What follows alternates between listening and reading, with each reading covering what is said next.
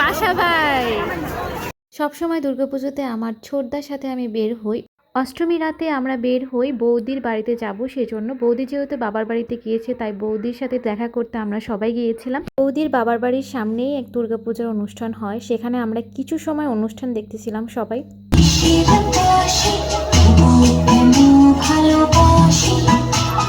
সেখান থেকে আমরা চলে গিয়েছিলাম আগলচড়া মোল্লাপাড়া, আর সেখানে পুজো অনেক সুন্দর হয় বা ডেকোরেশনও খুব সুন্দর হয়। সেখানে কিছু ছবি ভিডিও করার জন্যই আমি গিয়েছিলাম।